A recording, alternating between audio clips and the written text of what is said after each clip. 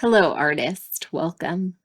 If you are a struggling artist who is really trying to develop their own style, then you are 100% in the right place. This video is for you. So I am really excited.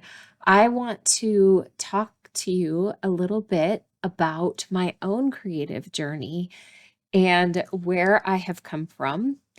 My name is Wendy Brightville, and I actually mentor artists in finding their own art style. And because of this, I often share with all of my artists that I work with that nothing is lost when it comes to your creative practice. Because I think so many of us get stuck in perfectionism, and we think that when we sit down, it has to be a finished product, it has to be perfect. And we set all of these expectations in our heads before we even begin. And what ends up happening is we feel like, oh, if I try this one thing and it doesn't fit perfectly in terms of my style, then it's going to be a waste of time. And I just want to share with you a little bit more of my story because I believe that nothing is lost. No matter what you try, it one is going to get you closer to finding your style, even if it's a process of elimination. And one of the things that I like to talk about, and I've shared in one of my previous videos, is I spent a really long time teaching myself how to create digital artwork. And I was creating these cute forest animals that were so not my style. But what is so amazing about what I learned during that season was I learned how to take my subject matter and break it down into all of the individual shapes that I saw in that subject matter.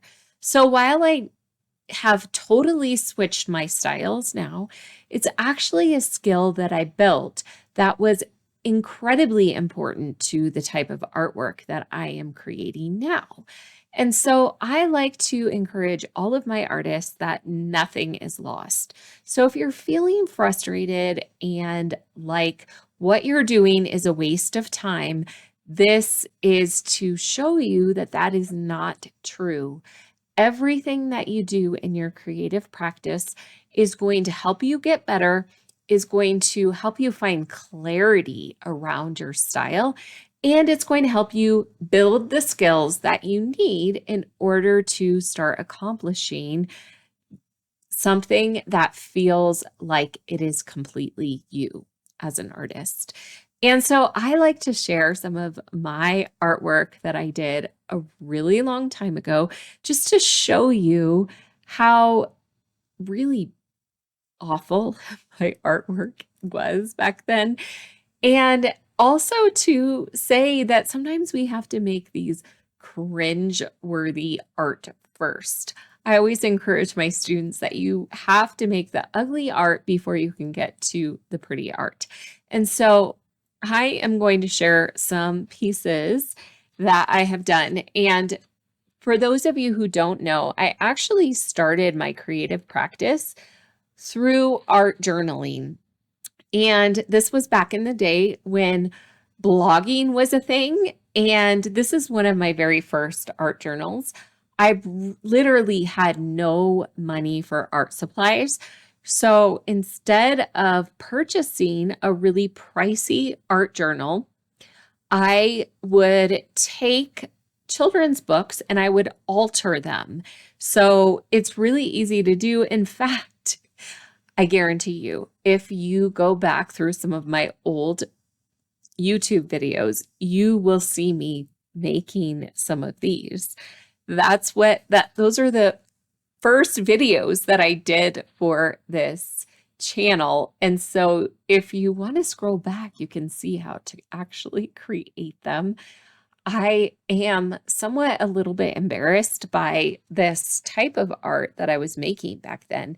But at the same time, I really want to honor this part of my journey because every part of my art journey has been important and it's led me to where I am today. And it's allowed me to express myself, to figure out what my style is. And so, even while this art still feels fairly cringeworthy to me as an artist, it there is no right or wrong, or there really is no ugly art, right? But I just want to encourage all of you. So this was back in the day when spray inks were huge, and I think they were Ranger spray inks, and they were so water soluble that if you added any kind of medium over the top of it, it would really start activating again. And so sometimes even when I touch this book, I will get ink on my hands. That's how water soluble they were. So this was my beginning stages. Sorry, guys, I'm all turning around. It's hard to find the right view to share with all of you. Okay, so really, really dark. And yeah, I don't know what exactly I was doing. I am adding a lot of texture in here, which I think is really interesting because I do love to use texture in my work today. Oh my goodness. Sorry, I'm trying to find the best view for all of you. But wow, this is just really dark and heavy to me and just shows that I really needed to build my skills of value. Okay. But I'm still, even when I'm doing this, I think I'm really trying to figure out how do the materials and supplies work. And I have really hardly any concept of composition back then. And I am really just trying to figure out even what my colors are. I want you, whoops, sorry. I'm knocking my light here. So you're getting really authentic videotaping here. Anyways, what was I going to say? Oh, I really didn't have a very strong sense of color.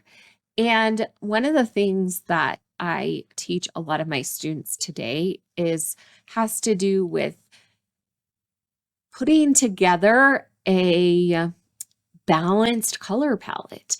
And back then, my color palettes were so heavy. And so a lot of that was because they were so incredibly saturated in color. And if you don't really vary your value levels within your color palettes, it will feel heavy, right? And so this is interesting to me because here I am trying to just really play with some alcohol ink on this page. And then I'm also on this page, I'm playing with some masking by taking a little shape of a bird and then painting around the other side, around the edges of it. And so as I'm looking at these pages, look at that, all washed out, not a lot of saturation level either. My lighting is kind of going in and out, but anyways, my biggest thing from looking at this is I really didn't have a strong composition sense. I didn't know how to put together color palettes very well. I wasn't even sure what I wanted to explore in my work. And I think you can kind of see it from my pages. I think the strongest composition wise is maybe just the cover. I don't really know. Okay, so moving on, I just want to share a few more pieces with all of you. In those early days, a lot of what I did was just honestly copying other artists. And I didn't really have an idea of how to innovate my process. It was always just about looking at what someone else was doing and incorporating or creating pieces that were really just copying someone else's style. Okay. I didn't know how to pick and choose things that I could innovate in my process. So this piece is really interesting. Sorry, I'm all turned around here. Okay. So this piece is it's a mixed media piece, obviously. And I did a whole series of these with words and with the collage underneath. But in this series, I am actually really copying Curly Girl designs. And hopefully it's okay that I'm like saying this out loud, but I spent a lot of my time copying her, and I actually learned a lot of my original techniques and mixed media techniques from Kelly Ray Roberts, who wrote the book Taking Flight. And it was my first venture into using collage and also into using really the combination of techniques in the way that I was utilizing them. So let me just really quickly share two bigger pieces. So there is this one. What? Upside down. So from this one, I think that you can see that, again, it's extremely dark looking, right? I'm trying to see the best way to, you guys, I'm such a nerd. It's because the camera is flipped and I'm using a different camera than I normally do. So please excuse me, but looking at this, I just can see, first of all, I am kind of figuring out a little bit of value in this piece, which I don't think is necessarily that bad. I just think that it is extremely dark in terms of the color palette is just extremely dark in this piece. So yeah, I do think that I'm sort of figuring out, first of all, I loved the process of making this, and I think that's really important to mention because when I got sidetracked, it was after I really was trying to go into making art that I thought other people wanted to see from me. And so I think that this was my very first experience into a process that I truly love to be creating.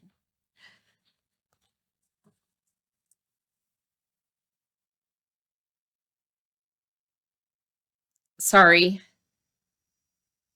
Okay, so that one is really interesting as well because, again, we see a lot of that really dark color.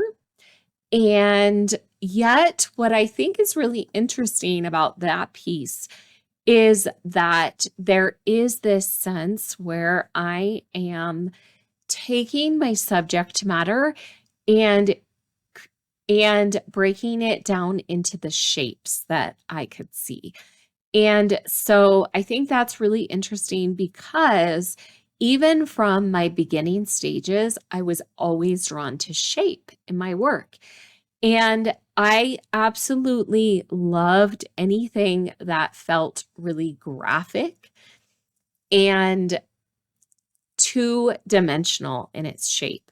Ever since I started my mixed media art journey, I really stayed away from form and explored color and shape in a way that I had never done before. And yes, I feel like even looking back from the beginning of my stages in my creative journey, that I even then had those hints of art elements that I have always been drawn to in my work, whether it has been texture or whether it has been color or shape. And it was never for me really about form as much for me. And I think that's really interesting as I look back on my creative journey to see all of the things and the threads that have been woven throughout my work ever since the beginning. And so I like to share a little bit about that.